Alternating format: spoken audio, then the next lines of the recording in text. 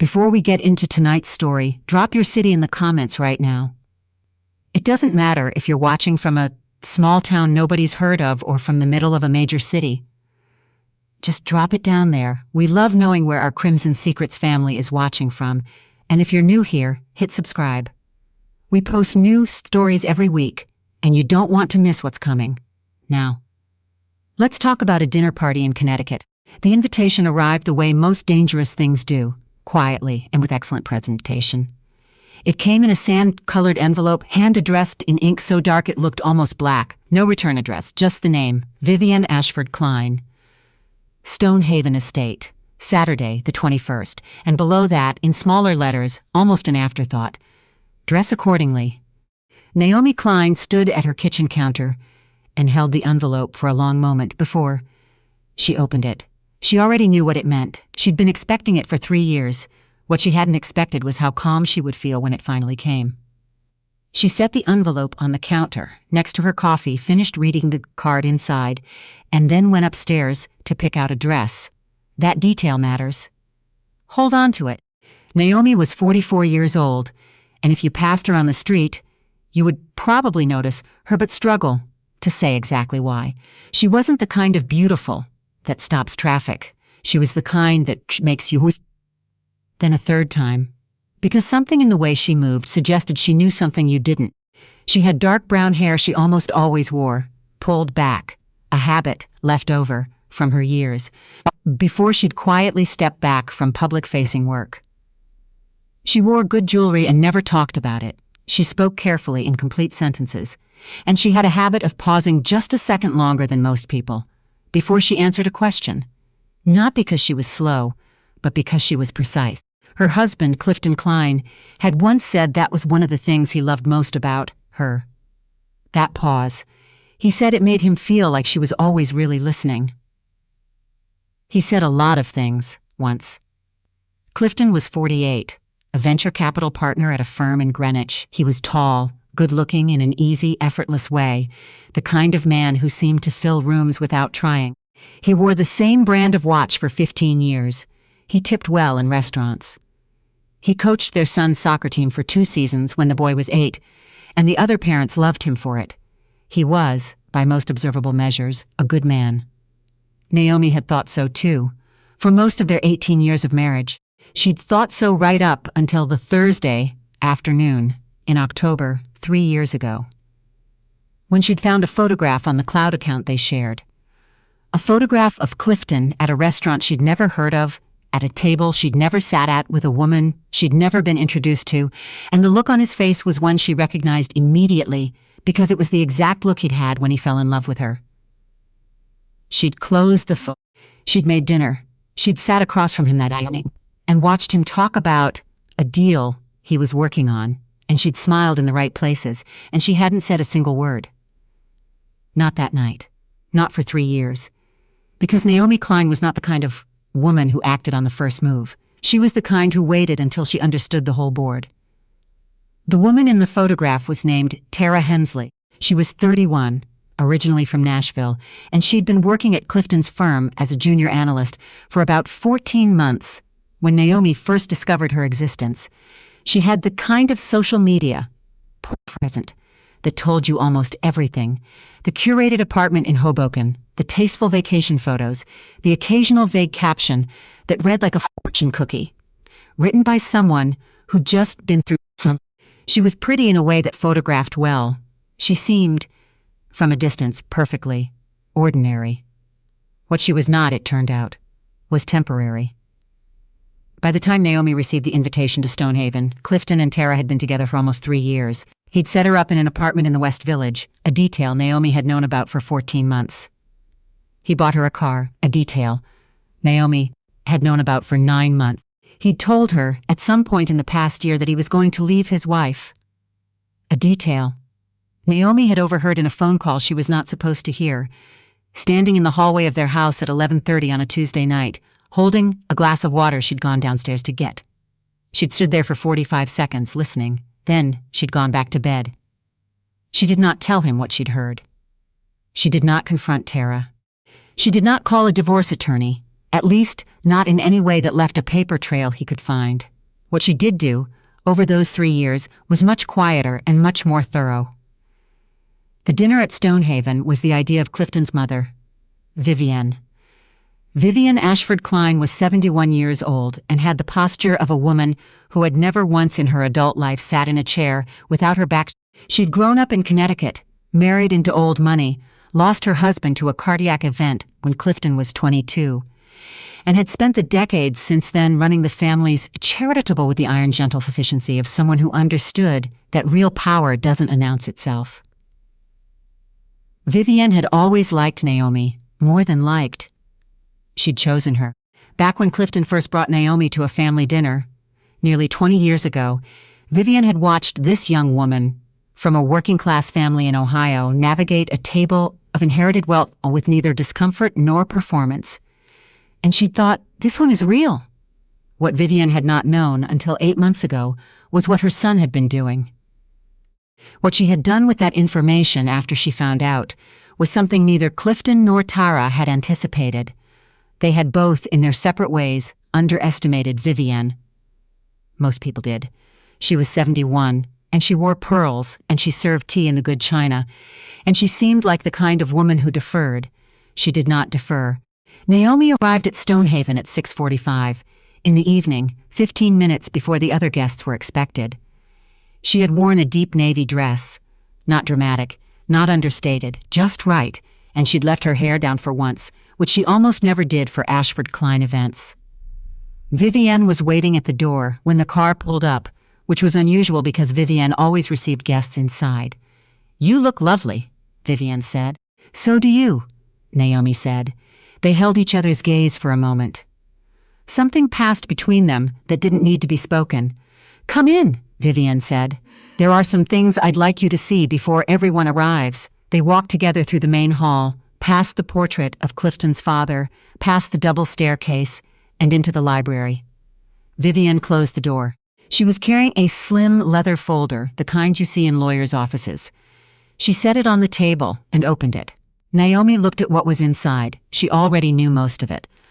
But knowing it and seeing it laid out in clean, ordered documents are two different things. "How long?" Vivienne asked quietly. "I've known since October, 3 years ago," Naomi said. Vivienne absorbed this. "Why didn't you tell me?" Naomi looked up from the folder. "Because I needed to understand what we were dealing with before I moved, and because I wasn't sure how much you knew." A pause. Then Vivienne said, "I only found out 8 months ago." "I know," Naomi said. "I could tell. The way you started calling more often." Another long pause. Vivienne closed the folder. "I want you to know," she said carefully, "that tonight is not something I planned without your best interests in mind." "I know that too," Naomi said, "and I want you to know that what Clifton has done with the company accounts." "I know about those as well," Naomi said. Vivienne looked at her for a long moment. "You've been doing your own accounting. I've had some help." Vivienne made a sound that was not quite a laugh, but was close to one. "Good," she said, very quietly. "Good." The other guests arrived at 7. 12 in total, a mix of Clifton's business associates, a few family friends, Vivienne's attorney, and, because Clifton had pressed the point at the last family dinner, and Vivienne had appeared to concede it graciously, Tara Hensley. This was the detail most people would not have predicted. Vivienne had agreed to let Tara come. Clifton had been astonished. He'd been building toward it for months, softening the ground, framing Tara as a colleague, and then as a close friend, and then, at Thanksgiving, as someone he was seeing. Vivienne had listened to each reframing with the patience of someone who has already decided what she's going to do. She had nodded. She had asked a few polite questions. She had said, in the end, "Why don't you bring her to the March dinner? Then, I'd like to meet her properly." Clifton had called Tara from his car on the drive home and told her that his mother was finally coming around. Tara had worn a cream-colored dress to Stonehaven. She'd had her hair blown out. She'd done what people do when they are about to be received by someone important to the person they love. She tried to become the version of herself most likely to be approved of. She shook Vivienne's hand at the door. Vivian was warm, gracious, and said all the right things. She introduced Tara to the other guests without any visible discomfort. Clifton watched this from across the room and felt something he hadn't felt in a long time around his mother: relief. He hadn't yet noticed that Naomi was already there. He found her, standing near the far window holding a glass of sparkling water, looking out at the garden. The light was going golden outside. She looked. He registered this in a way that confused him, completely at ease. Naomi. He said her name the way people say a word when they've forgotten for a second what it means. Clifton, she said and turned from the window. Your mother throws a beautiful dinner. He looked at her. I didn't know you were going to be here. She invited me, Naomi, simply. She is still my mother-in-law. He opened his mouth and closed it again. Across the room, he could see Tara talking to one of his partners, doing the things she did at events where she didn't know many people, laughing a half-beat too quickly, angling her body slightly toward the person with the most status in the group. She was good at it. She'd get better. I think this might not be, he started. It's a dinner, Clifton, Naomi said. It's your mother's house. Enjoy your evening. She turned back to the window. He stood there for another moment, then moved away. She watched his reflection in the glass.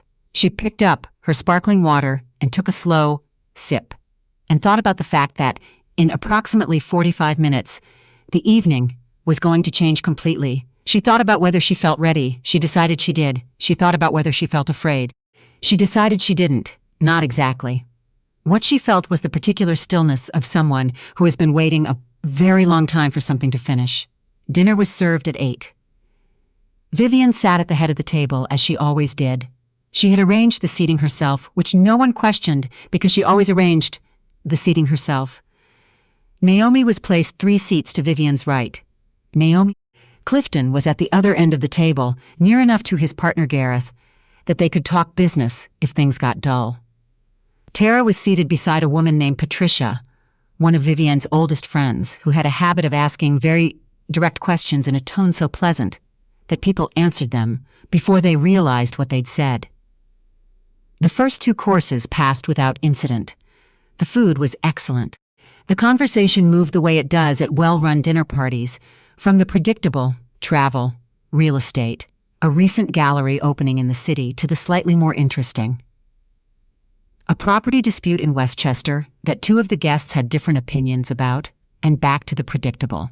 Tara laughed at the right moments. She was poised. She'd been briefed, Naomi assumed, by Clifton. Keep it light, be charming, let his mother lead. She was following the instructions well. At some point during the 3rd course, Patricia said to Tara, "And how long have you been with the firm?" Tara said, "About 4 years now. And before that, I was at a fund in Nashville. Small operation, but good experience." Nash, Patricia said, warmly. "Lovely city. My niece lives there. Do you miss it?" Tara said she did sometimes. She said Connecticut was an adjustment. She said Clifton, and here she glanced down the table at him, a small private look that she probably didn't realize was visible to everyone. Clifton had made it easier. The table registered this in different ways. Gareth's wife looked at her plate. One of the other partners cleared his throat. Vivian, at the head of the table, looked at Tara with an expression of pleasant interest and said nothing. Naomi reached for her water glass. After the main course, Vivian stood. This was not unusual. She often said a few words before dessert.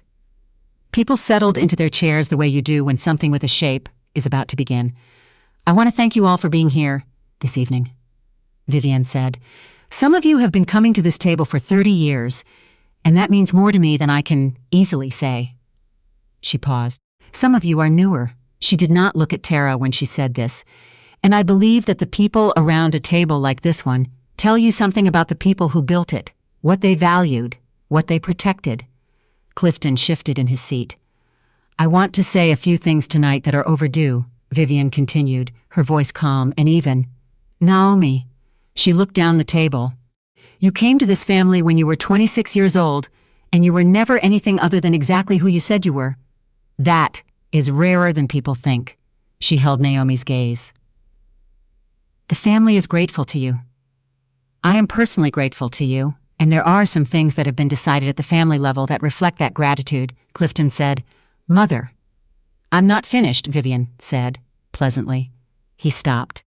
3 weeks ago, Vivian continued, in consultation with our family's legal counsel. She nodded toward her attorney, a quiet man named Samuel who had said almost nothing all evening. Several changes were finalized with regard to the structure of the Ashford Kline's family trust, as well as certain assets that have been held in joint capacity over the past 18 years. She picked up the glass in front of her. Samuel will be in touch with relevant parties this week, but I wanted everyone at this table to understand that these changes are final and that they represent the family's considered position. Bolt was very quiet. Tara's face had gone still a particular way. Faces go still when a person is trying very hard to process something without showing that they're processing it. Clifton looked like a man who had just heard a door close from a very long distance away. Also, Vivian said, as if this were simply a logistical note, the board of Ashford Kline Capital voted last month to bring on independent oversight. Naomi will be joining the advisory committee, as she should have been years ago. She looked at her son. You'll have received the formal letter. I hope you'll respond thoughtfully.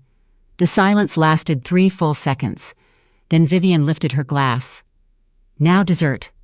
What happened in the next hour was not dramatic in the way that people imagine such things are dramatic. There was no screaming. There was no overturned glass. Tara did not cry at the table, though she excused herself to the powder room and was gone for a long time. Clifton did not make a scene, because Clifton had been raised by Vivienne, and he understood, on the deepest possible level, what it meant when she spoke in that particular tone of voice. What happened instead was quieter and, in some ways, more devastating. People finished their dessert. They thanked Vivienne. They gathered their things with a care that suggested they were aware something had shifted in the room's architecture. Gareth caught Clifton's eye as he put on his coat and gave him the look of a man who does not know what to say and has decided not to say anything. Clifton nodded. Patricia kissed Vivienne on she-bolt and held her hands for a moment longer than usual. Naomi was one of the last to leave. She said goodnight to the people she knew. She walked to Vivienne at the door and they embraced the way women embrace when they have something together. Are you all right? Vivienne asked quietly. Yes, Naomi said, and she meant it. What will you do next? Naomi thought about it for a moment. She thought about the meetings she'd taken over the past hour, quietly, in offices downtown. She thought about the calls she'd made. She thought about the moment she'd sat in her kitchen at midnight, with the financial documents spread across the table, and the distinct feeling of understanding, finally the full shape of something she'd only seen pieces of before. I've been asked to consult on a fund launch, she said. In Boston. I'm going to say yes. Vivienne looked at her for a moment. Something moved across her face. Pride, maybe. Relief. Or just the particular expression of a woman who has seen a lot of endings and recognizes a beginning when she sees one. Good, she said. That's very good, Naomi. Clifton called her twice on the drive home. She didn't answer. He called again the next morning. She let it go to voicemail. She made coffee. She sat at the kitchen table in the early light, and she looked at the empty chair across from her, and she felt not happy, exactly. Not triumphant. Something more like what a landscape feels like after a long rain has stopped. Cleared, still wet, but clear. The divorce paperwork had actually been filed 6 weeks earlier through a firm in Hartford that Clifton had no prior relationship with and had therefore not thought to monitor. The attorney had been careful and thorough. The documentation regarding the company accounts, the payments to Tara, the personal expenses run through firm credit lines, the transfers that didn't match, had been flagged in 3 separate filings. Not by Naomi directly. She had been careful about most things. Tara had already stopped returning Clifton's texts by the time he discovered the scope of what Vivienne's attorney had filed. She had heard through the particular grapevine of the financial world that Clifton Kline was going to be very publicly uncomfortable for a while, and Tara Hensley had not come all the way from Nashville to be publicly uncomfortable. She was going to be fine. She was going to find another table to sit at, and Clifton was going to The kind of things that accumulate when you spend 3 years believing you're the one running the board. There's a moment in the library, before the guests arrived, that Naomi would think about for a long time afterward. Vivienne had opened the leather folder on the table, and Naomi had looked at the documents inside, and for a few seconds, neither of them had said anything. The room was quiet. Outside, a car had pulled up on the gravel drive, the first guests, early. Vivienne had said, "Are you sure about tonight? We can wait." And Naomi had looked up from the folder and said, "I've been waiting long enough." She hadn't said it with anger. She'd said it with something dramatically, that you've been turning over in your mind for so long it has finally worn smooth. Vivienne had closed the folder. "Then let's go welcome our guests." The fund launch in Boston was announced in May. The name on the prospectus was one nobody in Clifton's world had seen before. Not in connection with a firm, not in connection with money at this scale. People who knew her were surprised. People who knew her well were not. The first call she took on the morning, it went public, was from a former colleague who said, "I've been waiting for you to do something like this." "I've been waiting too," Naomi said. She was standing at the window of her new apartment in Back Bay, coffee in hand, looking out at the street below. It was early April. The trees were just starting. Somewhere in the building, her neighbor's dog was barking at something it had no real reason to fear. She thought about that dinner at Stonehaven. She thought about the way she'd stood at the window and watched Clifton's reflection in the glass. She thought about Vivienne saying good in the quiet of the hallway, as if the word itself was enough. She thought about the leather folder on the library table, and the stillness that had come over her when she looked at those documents. Not rage, not grief, just clarity. The particular clarity of a person who finally knows exactly where they stand and has decided, very deliberately, where to go next. Her phone rang again. She looked at the name on the screen. She smiled. A real one, the kind that doesn't perform anything, and answered it. "Yes," she said. "I'm ready."